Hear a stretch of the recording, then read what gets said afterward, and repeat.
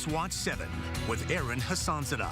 Good evening. The execution of Carrie Dean Moore will continue as scheduled after a federal court judge denies a drug company's injunction. I'm Erin Hassanzadeh. And I'm David Earl. A vandal scars the ground of Memorial Park, burning a swastika into the earth. Our photographer spotted the damage around 7:30 tonight. The two women who stole this kiddie pool returned to the house to apologize. If you take a walk with me down here along this frontage road, when we were driving out to the scene, about a quarter of a mile away from the crash, there was the other license plate from that crash pickup. Lethal injection, the drugs it contained, has been controversial to this point. Where does that fight stand? Yeah, John, this execution itself has made it past 2 appeals by 2 separate drug companies, basically saying, hey, we don't support our drugs being used for lethal injection. So that's Sandoz Inc. and Fresenius Kabi. Well-insulated Do I have house. to like get between you two all morning? It's like brothers fighting. I love that music. It's good. Just let it run. And one more time, patio weather alert. Get outside. Right Enjoy now. it.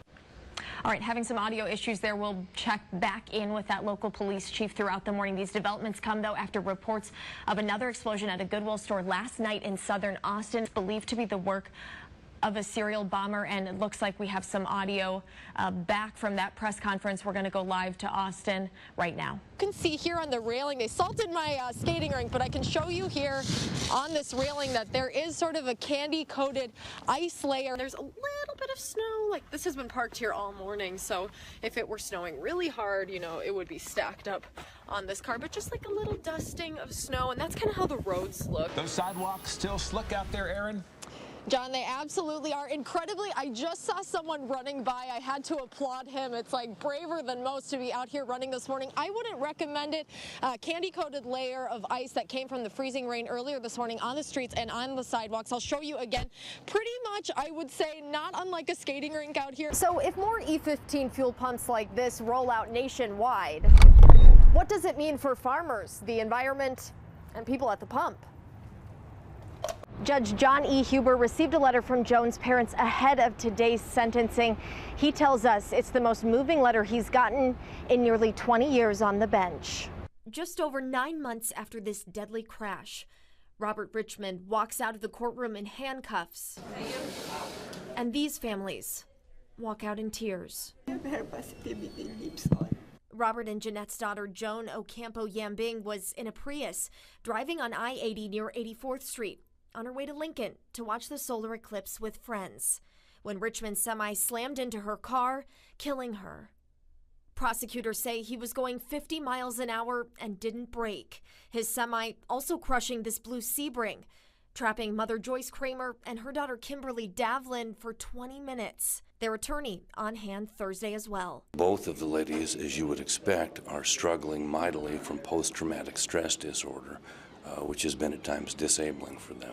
The judge sternly reminding Richmond that even though the crash wasn't intentional, his job as a truck driver comes with a heightened responsibility to pay attention. Richmond's 90-day sentence, tough to swallow for the people dealing with the wreckage. That left everyone feeling like they had sand in their mouth. After the crash, Richmond was apologetic, but he didn't address the families directly in court. Robert and Jeanette Yambing did, though, to read a poem written by their daughter. My daughter says here, I want to experience the world and capture its soul and help people realize their worth more than gold. I hope people see me as a flower growing among weeds, as I help pollinate the earth with kindness and good deeds. Attorney Matt Miller says his clients are in the process of filing a lawsuit against the truck dealer that hired Richmond. At the Douglas County Courthouse, Erin Hassanzadeh, KETV Newswatch 7. We may have found Husker Nation's #1 fan, and what we found inside his home will blow you away. Hello, come on in. There's nothing subtle about this Husker fan. To some, it might be tacky, but not to Husker Tom. We can start in the basement, which is probably the craziest, and it's so full you can't even walk down here. Husker Tom doesn't just have a man cave, he has an entire house filled to the brim with all things Husker football. This is the overflow now. The overflow? It's crazy. Just a little. Come on up here. Yeah, there's more upstairs.